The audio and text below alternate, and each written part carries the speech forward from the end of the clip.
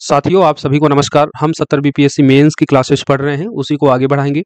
आज हम GS paper 2 के साइंस एंड टेक्नोलॉजी सेगमेंट से एक इंपॉर्टेंट टॉपिक को डिस्कस करेंगे। टॉपिक होगा फेशियल रिकॉग्निशन टेक्नोलॉजी। लगातार सुर्खियों में इस तकनीकी का जिक्र आप देख रहे होंगे और ये इंपॉर्टेंट बीपीएससी मेंस के पॉइंट ऑफ व्यू से इसलिए भी हो जाती है क्योंकि बिहार सरकार के द्वारा भी इस तकनीकी का प्रयोग हाल ही के दिनों में किया गया। चाहे वो बिहार में हुए जो पंचायती चुनाव हैं, वहां पर नकलची प्रशासकों को रोकने के लिए इस तकनीकी का प्रयोग किया गया।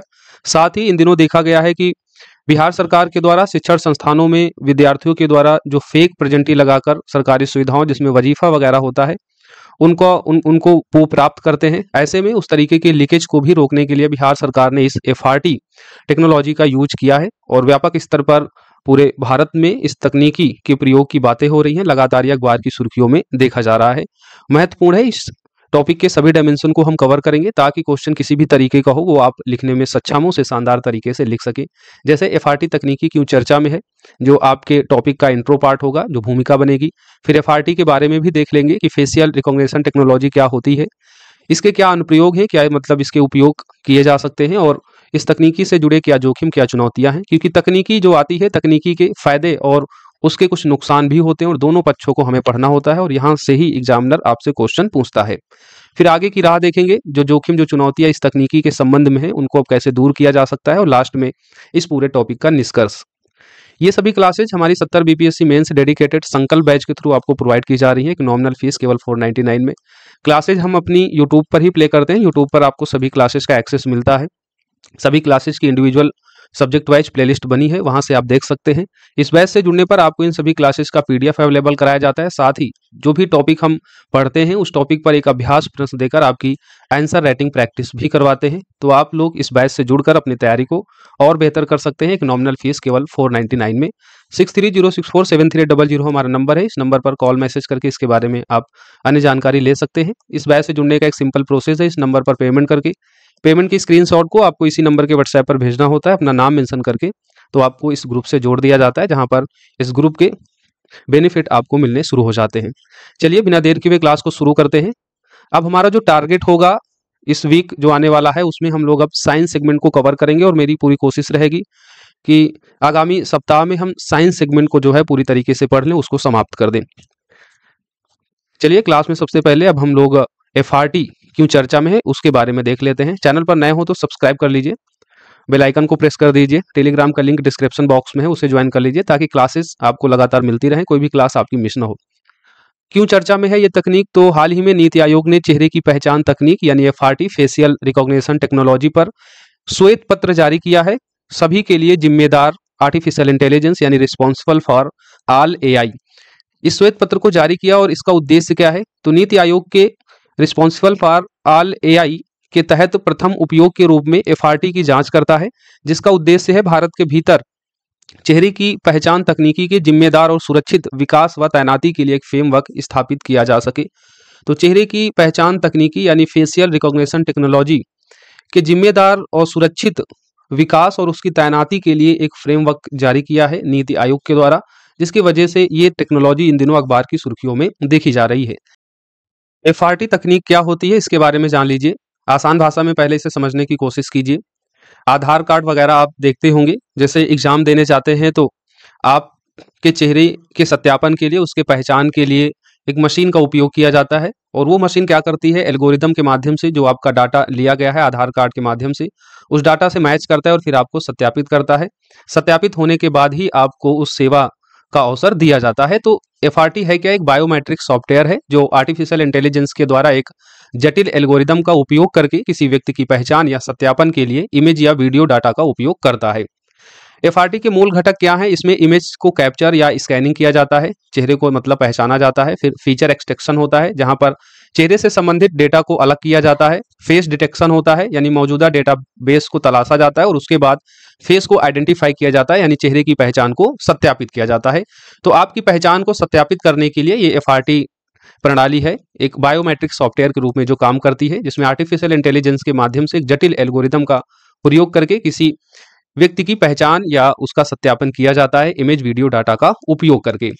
एक माध्यम से पता चला है कि भारत में कुल 170 एफआरटी सिस्टम है। इनमें से 88.2% टेंडर वाली कार्यान्वयन, खरीद और अंतिम चरण में है वर्तमान में जो सत्यापित 170 एफआरटी हैं यानी फेस रिकॉग्निशन टेक्नोलॉजी है, इसमें से पुलिस और सेना जैसे रक्षा संगठन में 20% हिस्सेदारी है।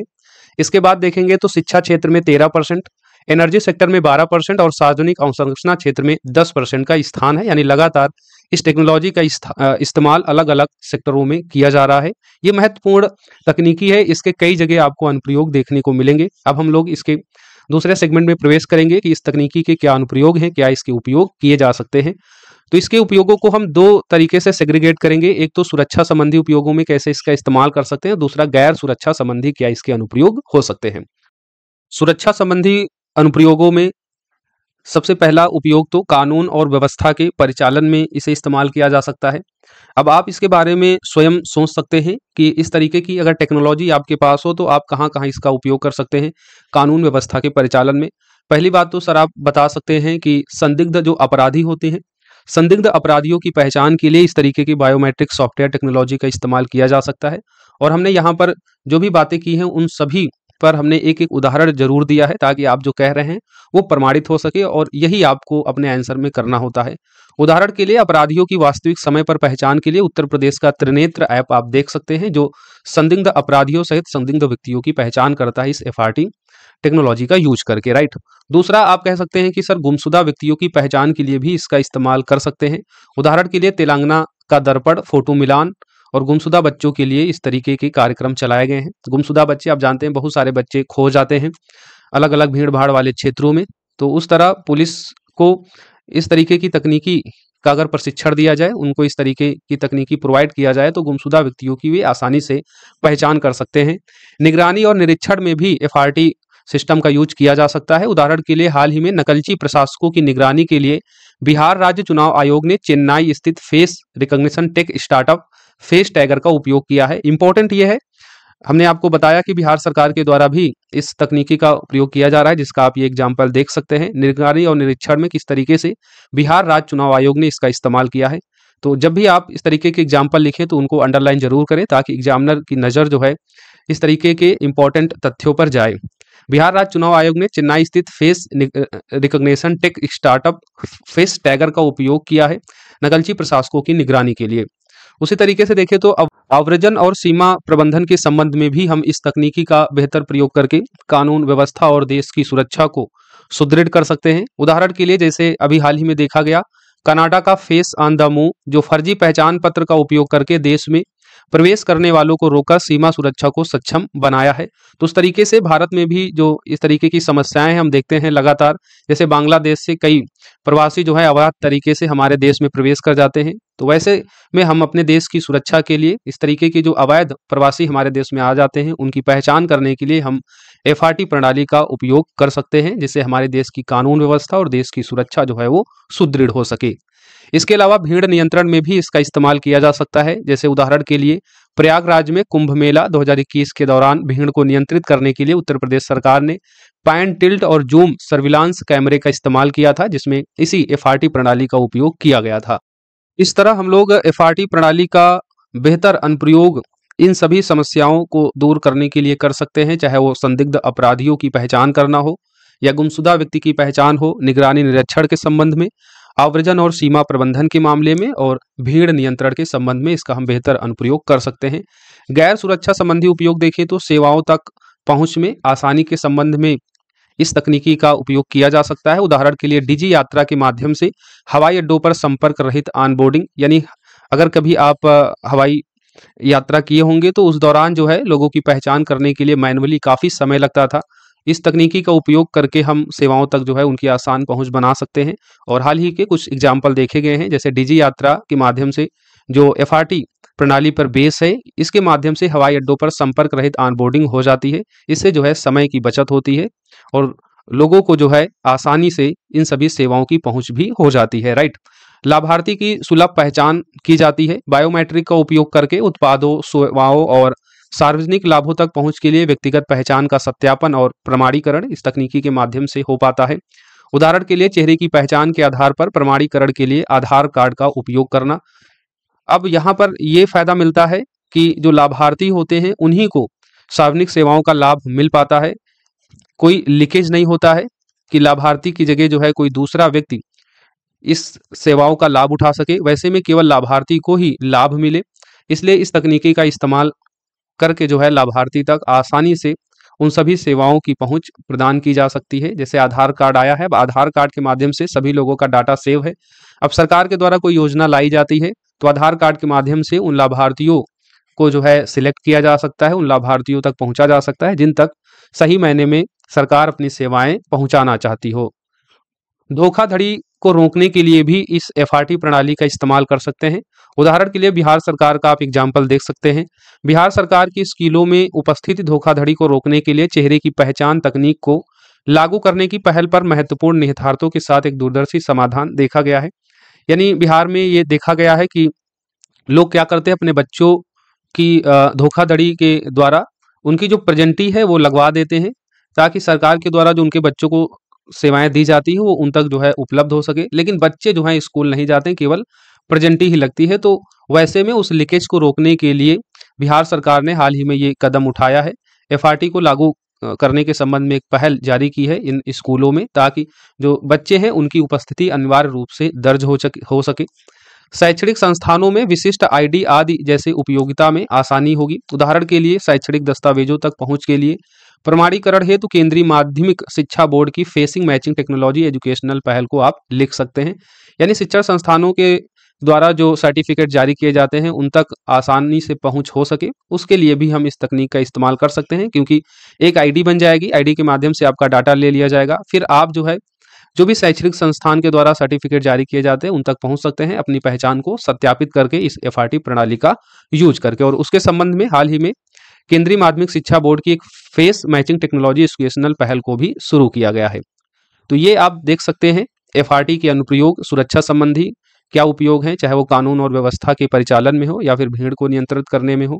दूसरे गैर सुरक्षा संबंधी उपयोगों को भी देखा, जहां पर सेवाओं तक आसानी से पहुंच बनाने, लाभार्थी की सुलभ पहचान करके वास्तविक लाभार्थियों तक सेवाओं को पहुंचाया जा सके, उसके लिए इस तकनीकी का बेहतर अनुप्रयोग किया जा सकता है। धोखाधड़ी को रोकने में और शिक्षण दस्तावेजों तक जो है आसानी से विद्यार्थियों की पहुंच हो सके, उस संबंध में हमने एफआरटी के यूज देखे।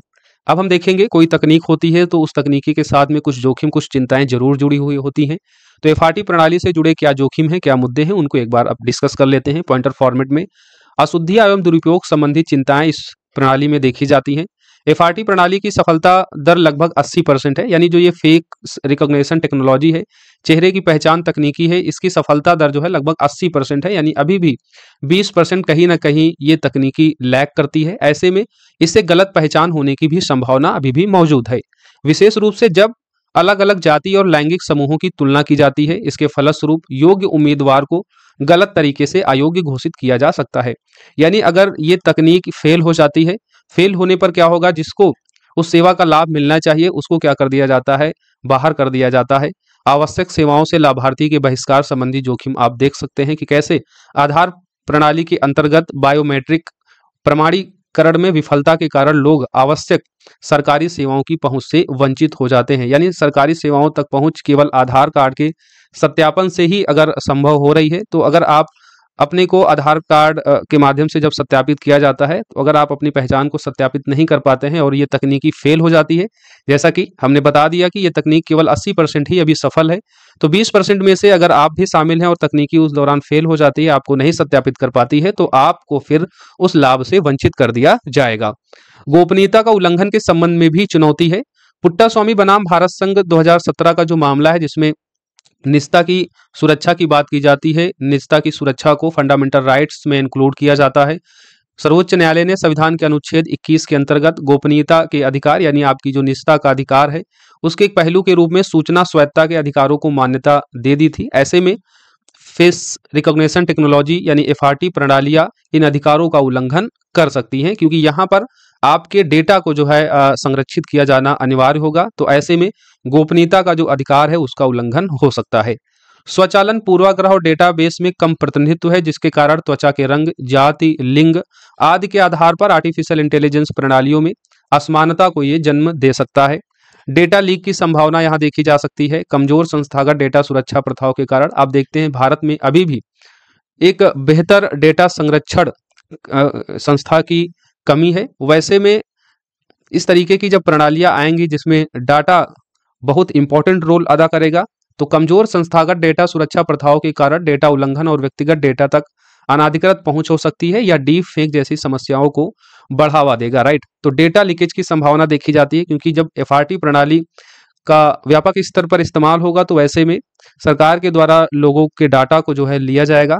लोगों का डाटा जब तक नहीं लिया जाएगा तब तक एफआरटी प्रणाली यूज ही नहीं हो सकती, क्योंकि डाटा का विश्लेषण करके ही आपकी पहचान को सत्यापित किया जाता है। लेकिन भारत में अभी कमजोर संस्थागत डेटा सुरक्षा के सिस्टम है, वैसे में आपका डेटा लीकेज हो सकता है, और ये डेटा अगर अनाधिकृत व्यक्तियों तक पहुंचता है तो आपकी पहचान, जो आपकी डाटा है उसका जो है प्रयोग गलत तरीके से हो सकता है, और जो डीप फेक यानी आपकी पहचान के द्वारा, आपके डेटा के द्वारा डीप फेक जैसी जो घटनाएं इन दिनों देखी जा रही हैं, ये और भी ज्यादा बढ़ सकती हैं। उत्तरदायित्व की कमी, जवाबदेही, कानूनी दायित्व और शिकायत निवारण के संबंध में भी चुनौतियां मौजूद है। चूंकि एफआरटी प्रणाली के संबंध में अभी भी भारत में कोई व्यापक कानून नहीं है, और ऊपर जैसा हमने बताया कि इस तकनीकी की जो सफलता है अभी केवल 80% तक ही देखी गई है। वैसे में जो 20% की असफलता है इस तकनीकी की, तो इसका दायित्व इसका दायित्व किसके पास होगा, इस संबंध में भी अभी चुनौतियां व्याप्त हैं इस तकनीकी के संबंध में।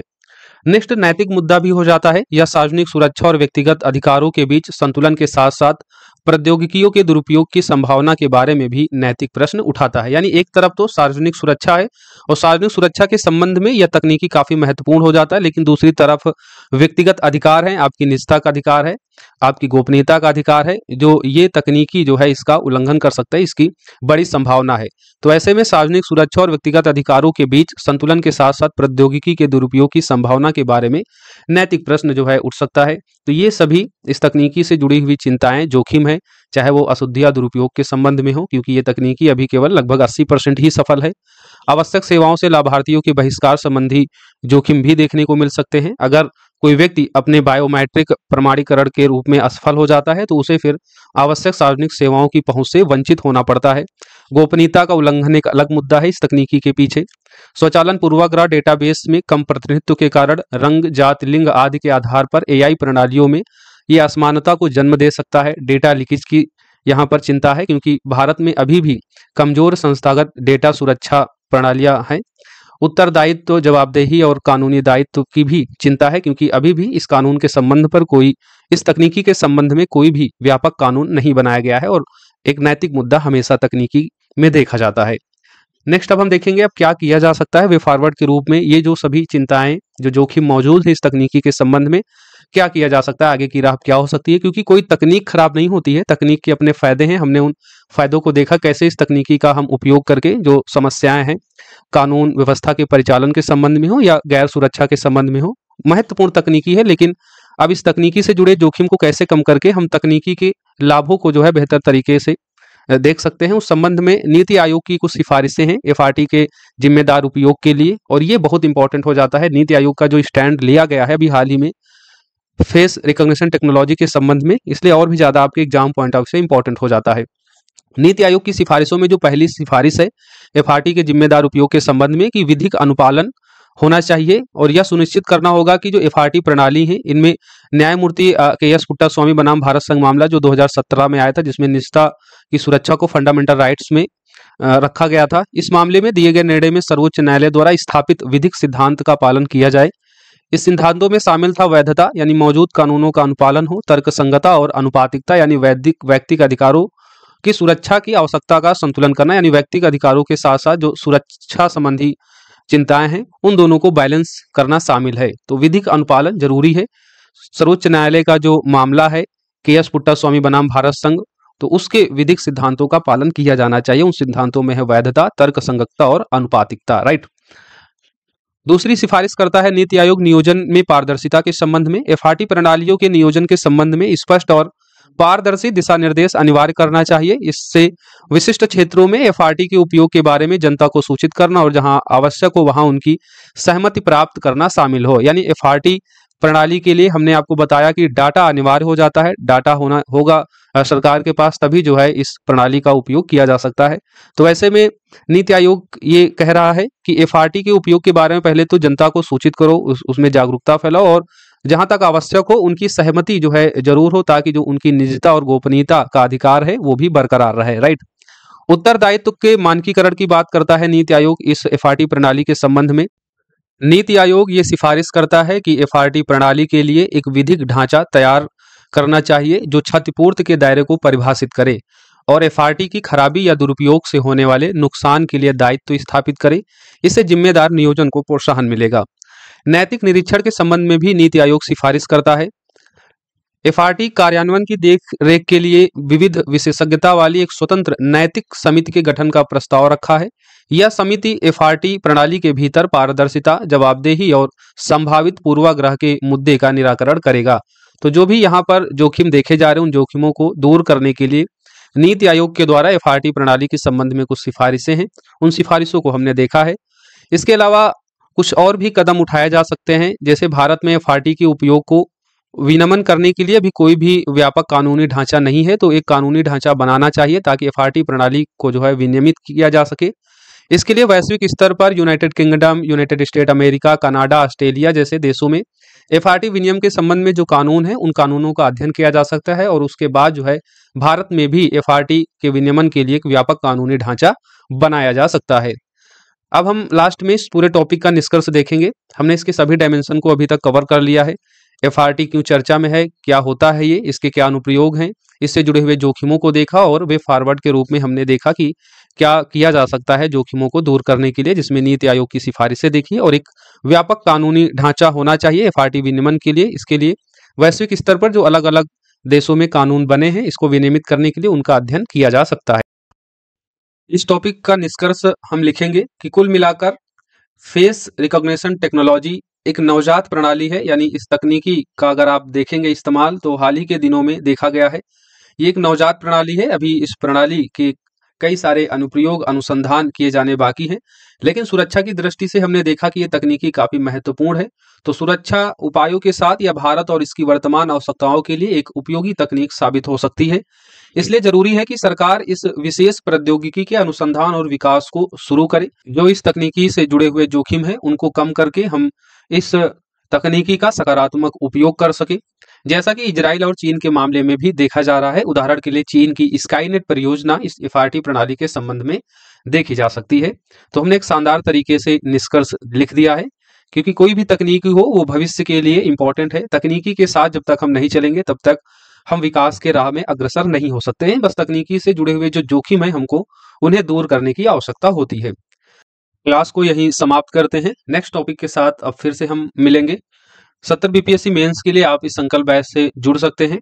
पीडीएफ और आंसर राइटिंग एक्सेस के लिए 499 केवल एक नॉमिनल फीस है। 6306473800 हमारा नंबर है। इस नंबर पर कॉल मैसेज करके इसके बारे में आप जानकारी ले सकते हैं। इस बैच से जुड़ने का सिंपल प्रोसेस है, पेमेंट नंबर है, इस पर पेमेंट करके इसी नंबर के व्हाट्सएप पर अपनी पेमेंट की स्क्रीनशॉट को अपने नाम के साथ भेज देंगे तो आपको इस ग्रुप में जोड़ दिया जाएगा। चलिए, जहां है वहां सुरक्षित रहिए, अपना ख्याल रखिए। जो क्लासेस दी जा रही हैं लगातार इनको पढ़िए, इनका रिवीजन कीजिए, आंसर राइटिंग प्रैक्टिस कीजिए, ताकि आप जो है फाइनल इस बार अपना रिजल्ट देकर अपना नाम किसी पद के लिए जो है सुनिश्चित कर सकें।